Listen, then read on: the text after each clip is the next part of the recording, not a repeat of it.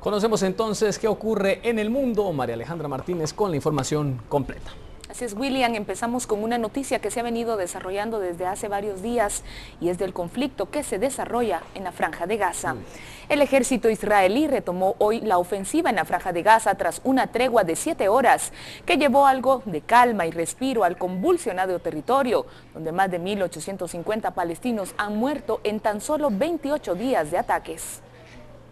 El portavoz del ejército israelí declaró que se reanudaron las operaciones, incluyendo ataques aéreos contra las infraestructuras terroristas en Gaza, al tiempo que el primer ministro israelí Benjamín Netanyahu afirmó que Israel seguiría sus operaciones en la Franja de Gaza para garantizar la calma y la seguridad de los israelíes. En un comunicado, Netanyahu declaró que el conflicto en Gaza acaba cuando se haya restablecido de forma prolongada la calma y la seguridad de los ciudadanos de Israel.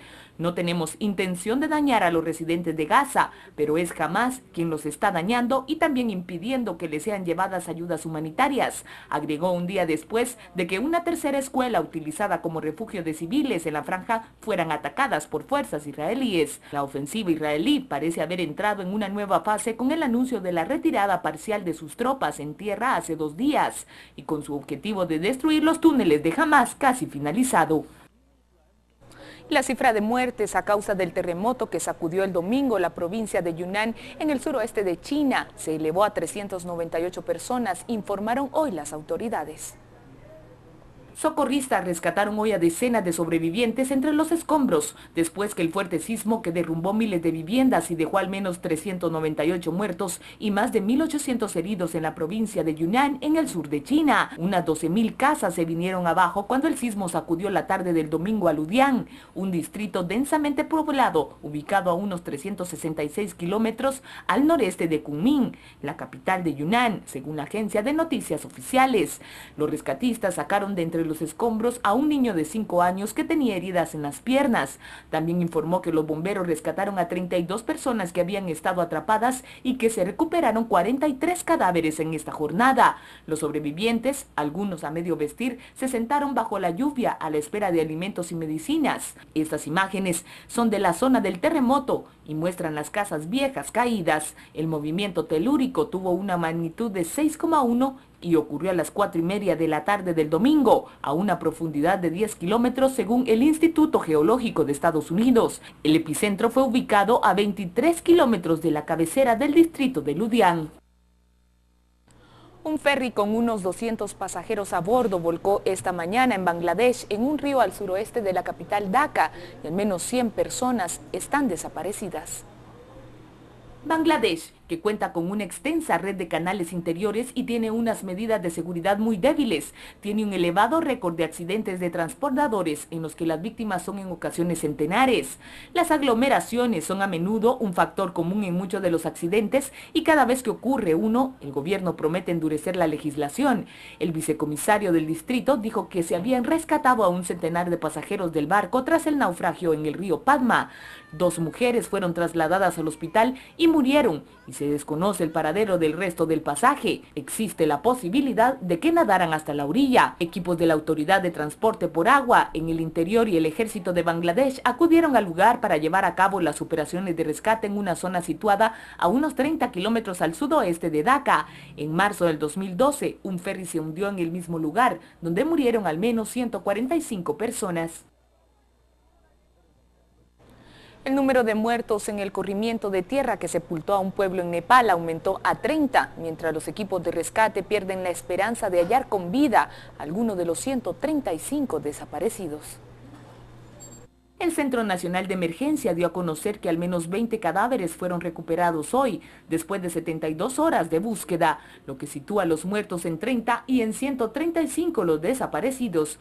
Más de 500 turistas extranjeros y sus guías fueron rescatados hoy, luego que el mortal deslave bloqueara una importante carretera y los dejara varados en una ciudad fronteriza durante el fin de semana. El desastre ocurrió el sábado de madrugada en el pueblo de Manja, a unos 50 kilómetros de Kamandú. El corrimiento bloqueó también el curso del río Sunkoshi, lo que ha provocado el temor de inundaciones, por lo que los habitantes de los pueblos de 8 distritos fueron evacuados. El ejército ha volado con explosivos las rocas que bloquean el río, pero el agua no fluye todavía de forma normal y el nivel del río sigue subiendo. El bloqueo del cauce ha provocado en la India la evacuación de casi 50.000 personas en el estado de Bihar, ante el temor de que el río llamado Kosi, a su paso por el país vecino, se desborde y provoque inundaciones una vez más, que Nepal reabra su cauce. El corrimiento de tierra causó la muerte de al menos 148 personas en un pueblo del oeste de la India la semana pasada. Las inundaciones y los corrimientos de tierra son frecuentes durante la temporada del monzón en el sur de la India. Ante una crisis sanitaria que se está escapando de control por el virus del ébola, tanto las autoridades regionales como de organismos internacionales, Estados Unidos ha decidido impulsar por una vía de urgencia una vacuna experimental contra el virus que se ha mostrado efectiva en macacos.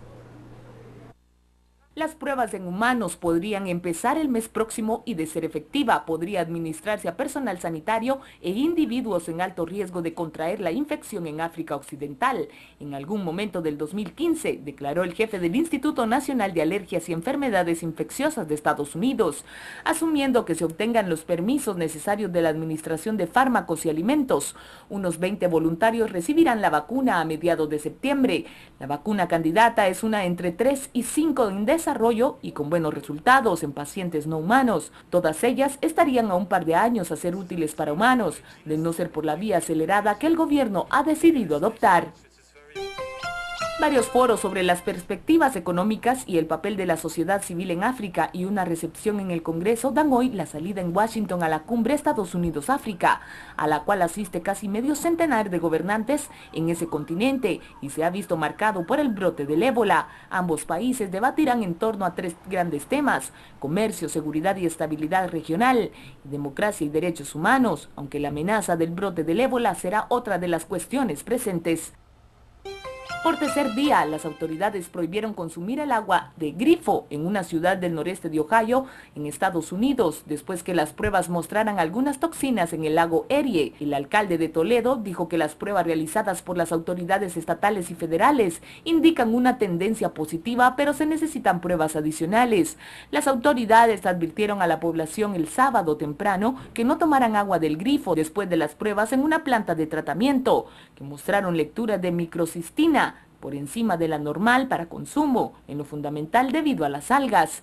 Tomar esa agua puede provocar vómitos, calambres y urticaria. Autoridades de salud aconsejaron que los niños con el sistema inmunológico debilitado debían evitar bañarse con el agua municipal. Los habitantes de Kiev en Ucrania tendrán que empezar a bañarse a partir de ahora con agua fría, y es que la crisis con Rusia y el corte en el suministro de gas decretado desde los asientos del Kremlin y los problemas que les están provocando los enfrentamientos con los prorrusos han dejado a los ciudadanos de la capital ucraniana sin agua caliente hasta el mes de octubre. A mediados de junio, Rusia cortó el suministro de gas a Ucrania, que se niega a pagar el aumento del precio que le exige Moscú después de la caída en febrero del régimen prorruso de Víktor Yanukovych y la llegada al poder de los pro-occidentales. Con esta noticia hemos llegado al final de nuestro panorama informativo mundial, pero más de lo que ocurre en el mundo en nuestra emisión de las 6 y 9 de la noche. Que tenga un excelente inicio de semana. Gracias, María Alejandra, por esta información. Así es, estaremos pendientes de lo que ocurre y sobre todo con este conflicto entre Israel y el grupo terrorista Hamas, que esa tregua no se da de ninguna manera. Estaremos pendientes entonces. Ya está con nosotros Carlos Roquel. María Alejandra, él nos trae la información de los departamentos luego de la pausa comercial. Carlos, buenas tardes. Un adelanto, por favor. Gracias, William. Buenas tardes. Alejandra, buenas tardes. Efectivamente, tenemos toda la información departamental cuando regresemos del corte comercial. Vamos a corte comercial, recordándole que tiene una cita con Sin Reservas, lunes, miércoles y viernes. 3 personas son vapuleadas en Suchitepeques, le diremos por qué luego del corte comercial.